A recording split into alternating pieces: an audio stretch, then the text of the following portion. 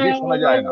চ্যানেলে নেতাদেরকে তৃণমূলের পোস্ট দেওয়া মমতা ব্যানার্জির সাথে হাঁটাহাঁটি করে না। তো সুতরাং সেটা নয়, কথাটা হচ্ছে আজকে তুমি কি বলবে সেটাকে ঠিক করে বলো। যে তোমরা যে বললে না জিরো টলারেন্স, যে আজকে সন্দীপ ঘোষ তোমার বললে তৃণমূল করে না, ঠিক আছে, বিরোপক্ষ টিএমসিপি করতো, তারপরে যে আরেকটা ছোকরা যে টাকলা সেও তো তোমার টিএমসিপি করতো, তাদেরকে সাসপেন্ড করলো ভাই, এরকম আরে মনে শুভেন্দু অধিকারী তোমার নেতা। আরে তুমি শুভেন্দু অধিকারী দিয়ে বলো না, বিরোধী দলের নেতা শুভেন্দু অধিকারীর নেতা তোমাদের। ভিডিওটা বিজেপি দেখিয়েছিল। হাবিবুর রহমানের বিরুদ্ধে আরে নারদার নারদার বলতে দাও, প্লিজ আমাকে বলতে দাও, প্লিজ আমাকে বলতে দাও, তারপরে তোমরা বলবে। আমি একটু বলি, বাকিবুর রহমানের বিরুদ্ধে ভুরি ভুরি দুর্নীতির অভিযোগ আমরা দেখিয়েছি। এরা কিন্তু সিবিআই, ইডি সবাই, এই দুজনেই, এই দুই সংস্থাই ধরিয়ে দিয়েছে। আজকে সুপ্রিম কোর্টে এই যে অরিন্দম বলছিলেন না যে অ্যাডভোকেট হিসেবে আমি সন্তুষ্ট নই, বিচারপতিরাও সন্তুষ্ট নন।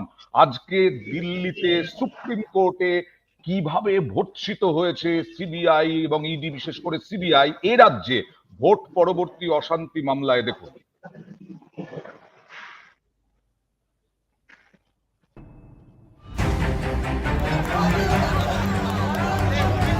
একুশের বিধানসভা ভোটের পর বাংলায় অশান্তির একগুচ্ছ অভিযোগ।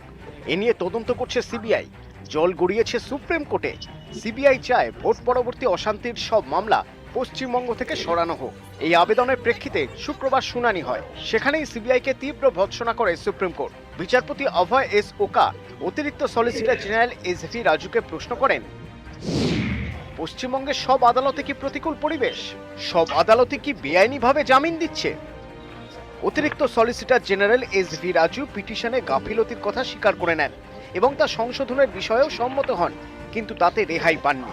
বিচারপতি অভয় এস ওকা তাকে বলেন, আমরা সব মামলা পশ্চিমবঙ্গ থেকে সরালে মনে হবে পশ্চিমবঙ্গের সব আদালতে প্রতিকূল পরিবেশ রয়েছে এবং আদালতগুলি কোনো কাজ করছে না। আপনার অফিসারদের বিচার বিভাগীয় অফিসার বা কোনো রাজ্যকে অপছন্দ হতেই পারে, কিন্তু এটা বলবেন না যে পুরো বিচার ব্যবস্থা কাজ করছে না। জেলা, দেওয়ানি বা দায়রা আদালতের বিচারকরা কিন্তু সুপ্রিম কোর্টে এসে আত্মপক্ষ সমর্থনের সুযোগ পান না। সিবিআইকে তীব্র ভর্ৎসনা করে সুপ্রিম কোর্ট বলে, পশ্চিমবঙ্গের সব আদালতের বিরুদ্ধে জঘন্য অভিযোগ করেছে সিবিআই। তারা বারবার বলেছে পশ্চিমবঙ্গের আদালতগুলিতে প্রতিকূল পরিবেশ রয়েছে। এ তো আদালতকে বদনাম করা, যা খুবই দুর্ভাগ্যের। একুশের বিধানসভা ভোটে বাংলায় বিজেপির ভরাডুবি হয়। তারপর ভোট পরবর্তী অশান্তির অভিযোগে সরব হয় পদ্ম শিবির। এ নিয়ে বিস্তর জল ঘোলা হয়। শেষমেশ তদন্তভার পায় সিবিআই, জল গড়ায় সুপ্রিম কোর্টে। গত বছর ডিসেম্বরে ভোট পরবর্তী অশান্তি সংক্রান্ত সব মামলা বাংলা থেকে সরানোর আবেদন করে সিবিআই। তাদের অভিযোগ ছিল, এই মামলায় যুক্ত অফিসার সাক্ষীদের হুমকি দেওয়া হচ্ছে, তাই পশ্চিমবঙ্গ থেকে মামলা সরানো দরকার।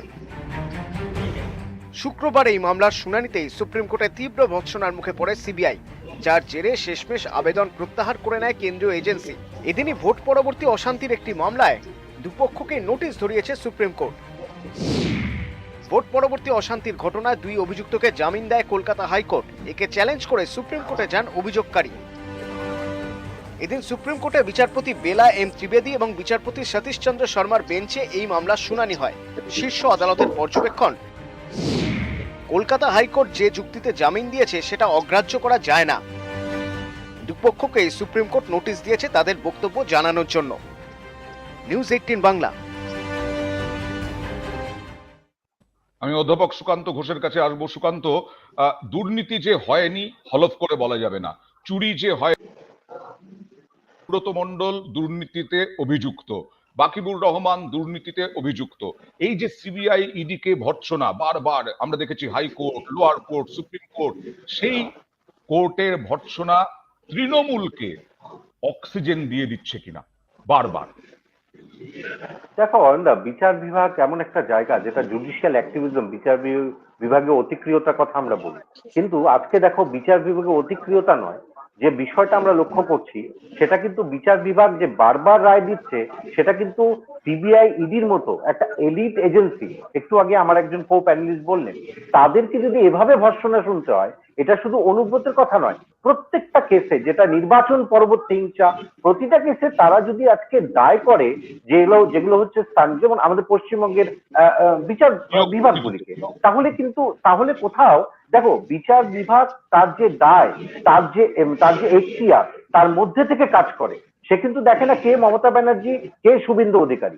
সুতরাং কোথাও গিয়ে আমার মনে হয় যে ন্যায় বিচার কিন্তু একমাত্র এখনো, যদি কোনো সমস্যা একটা সাধারণ মানুষ পড়ে, তখন আরেকজন সাধারণ মানুষকে সে বলে I will see you in court.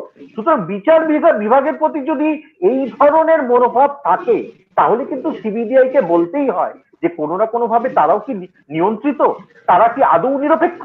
সুতরাং তাদের কনভিকশন রেট নিয়ে অনেক বলেছি, কিন্তু এটা কিন্তু প্রশ্ন যে বারবার বিভিন্ন কেসে প্রীতম হাত তুলছে, নিশ্চিত বলবে, কিন্তু আমার প্রশ্ন, সিবিআই ইডি এই তদন্তগুলোর গতি শুধু স্পট নয়, তাদের মধ্যে অকাট্য প্রমাণ জোগাড় করার ক্ষেত্রে ব্যর্থ, ট্রায়াল করতে ব্যর্থ। তাহলে আমরা আজকে কেন্দ্রীয় তদন্তকারী সংস্থা হিসেবে যখন এই সিবিআই এর বড় বড় গাল ভরা নাম ব্যবহার করি, তখন সারা বিশ্ব তাকিয়ে এই ধরনের ভর্ৎসনা শুনলে কি ভাববে, যে একটা বিচার বিভাগকে যখন তার প্রশ্নের সম্মুখীন করছে আমরা।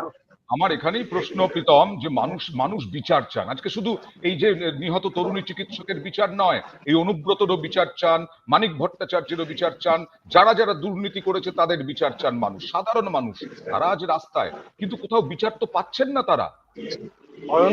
অয়নদা, তুমি বলো ভারতবর্ষের কোথায় সেখানকার স্টেটের চিফ জাস্টিসের বাড়ির সামনে তোমার পোস্টার টাঙিয়ে দেওয়া হয়? ভারতবর্ষের কোথায় লোয়ার কোর্টের জাজরা লিখিত বলে যে আমাদের প্রাণ ভয় আছে, আমরা ভয় পাচ্ছি, যে আমরা এই মামলায় এরকম করেছি, আমাদের বাড়ির আলো নিভিয়ে দিয়েছে, আমাদেরকে মারতে আসবে, আমাদের প্রাণ সংশয়? ভারতবর্ষে কোথায় হয়েছে?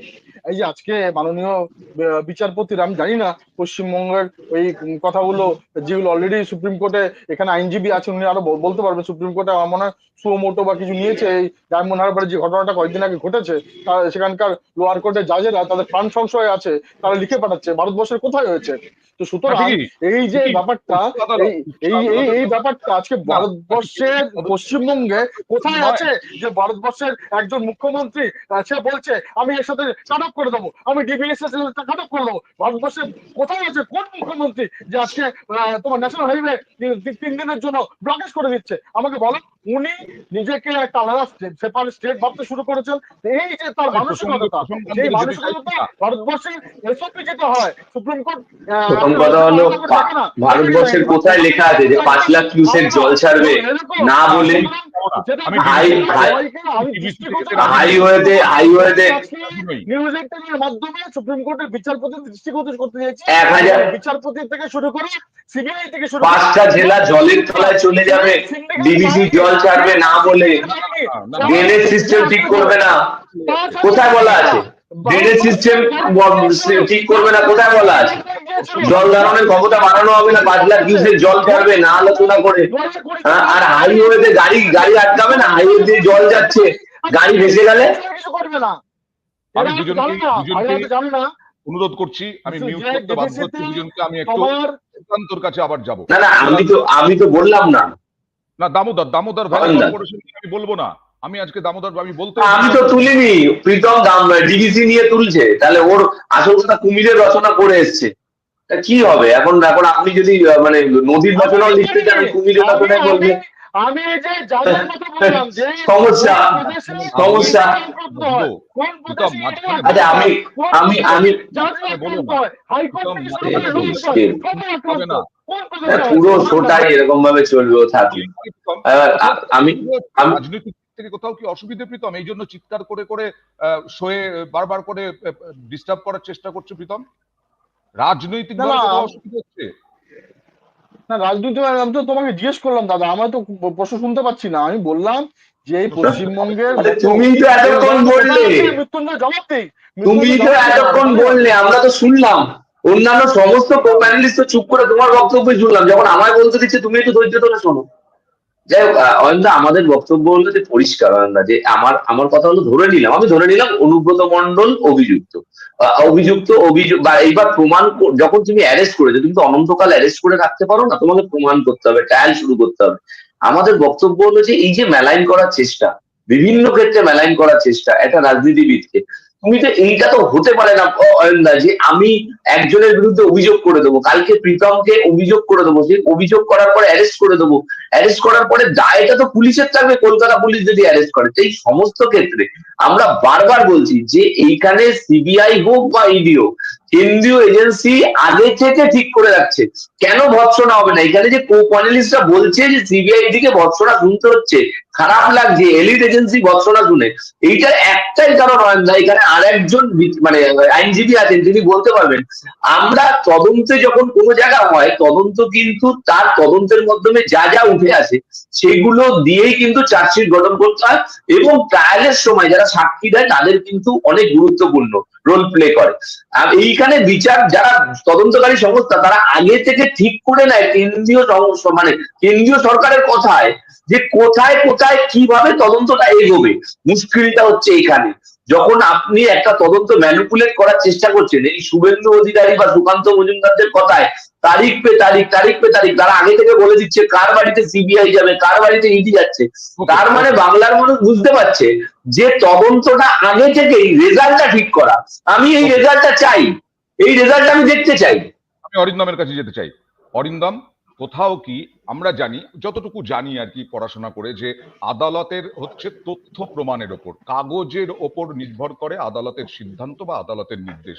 কোথাও কি সিবিআই কোনো একটা চাপে পড়ে বিভিন্ন দুর্নীতির তদন্তে নেমেছে, কিন্তু আসলে সেই সমস্ত কিছু জোগাড় করতে পারেনি, তাই এই রকম পরিস্থিতি? এটা খুব হতে পারে না আমি বলবো না, কেন বেসিক্যালি আমরা সবসময় এটা দেখো, যদি আমরা লাস্ট ঘটনাটা দেখি, কলকাতা পুলিশ তদন্ত করছিল, হাইকোর্ট সিবিআই কে দিল, কেন দিল? সিবিআই কি করবে সেটা তো 2 বছর পরে এরকম জানা যাবে, কিন্তু মানুষের ভরসা যে একটা জায়গা, একটা এলিট এজেন্সি, তার কাছ থেকে এরকম ফেলিওর আনএক্সপেক্টেড। ফেলিওর আমি কেন বলছি, মামলা এখনো শেষ হয়ে যায়নি, নিশ্চয়ই বিচার প্রক্রিয়া শেষ হয়ে যায়নি, ওনাকে কিন্তু নির্দোষ ঘোষণাও করা হয়নি, কিন্তু আমি একজন প্রাইম অ্যাকিউজড কে তার ট্রায়াল কেন স্টার্ট করতে পারবো না?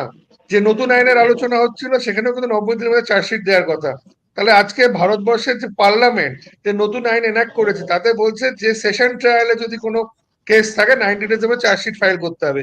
এই 90 ডেজ কেন বেঁধে দেওয়া আছে? নতুন আইনে, এটা তো পুরোনো আইনে ট্রায়াল হচ্ছে আইপিসি, নিশ্চয়ই তখন নতুন আইনটা ছিল না। এখন তো নতুন আইনে এটাই বলা হয়েছিল যে একটা টাইম ফ্রেম বেঁধে দেওয়া হচ্ছে, তাহলে সেই টাইম ফ্রেমের মধ্যে কেন আমি একটা elite agency basic trial start করতে পারবো না? আমার খুব সিম্পল বক্তব্য যে আজ যদি কোর্ট এক্স ওয়াই জেড, দেখুন বেল দেওয়া হবে কি না দেওয়া হবে এটা কোর্টের ডিসক্রিমিনেশনের মধ্যে পড়ে, কোর্ট এটা ডিসাইড করতে পারে কোন গ্রাউন্ডে দেবে।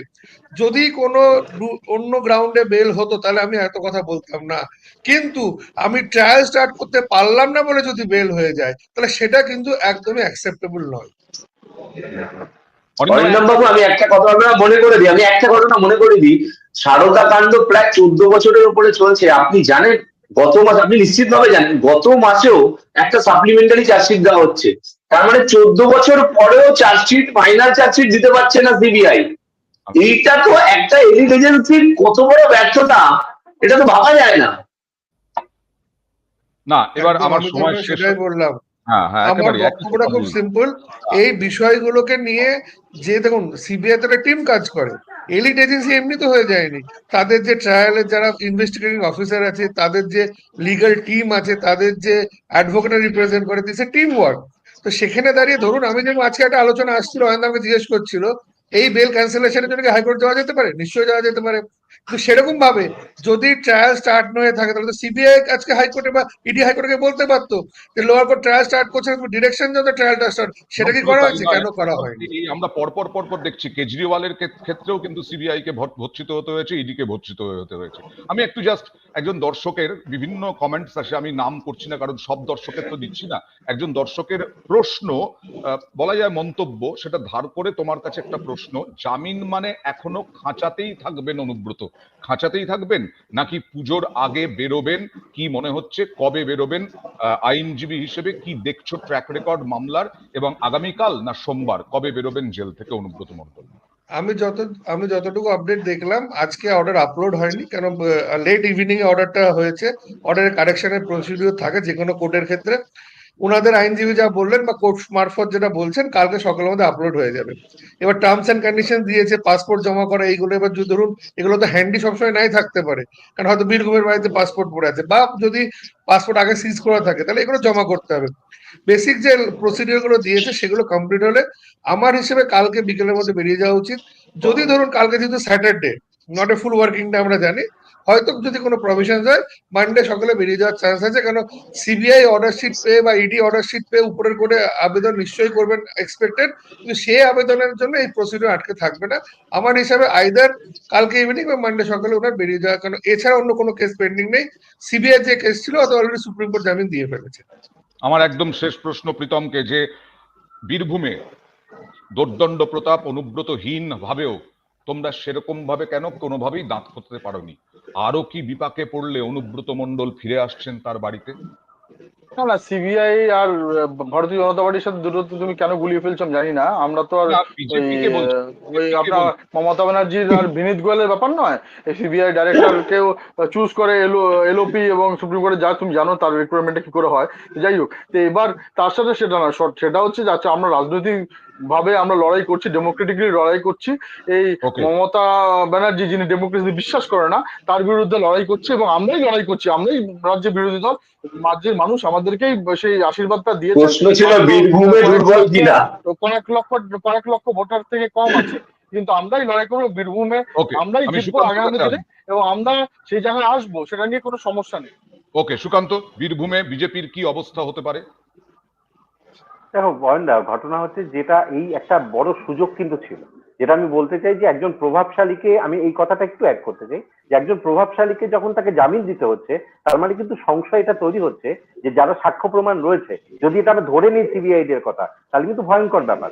এবার ঘটনা হচ্ছে যে তৃণমূল যে জায়গাটা ছেড়ে অনুব্রত মণ্ডল চলে এসেছিল, অনুব্রত মণ্ডলকে তোমার কিন্তু বলতেই হবে যে বীরভূমের শেষ কথা সেই ওই, কিন্তু জেল থেকেও কিন্তু উনি, এটা আমি মানে অফিসিয়ালি বলতে চাই না, জেল থেকেও কিন্তু নিশ্চিত ওনার অঙ্গুলি এলোনি, বিভিন্ন রকম কাজ হয়েছে, এটা স্বাভাবিক। কিন্তু এখন যখন ফিরে এসছে বিজেপি, কিন্তু ওই জায়গাটা যে পালে হাওয়াটা পেয়েছিল সেই হাওয়াটা কিন্তু এবার পাবে না।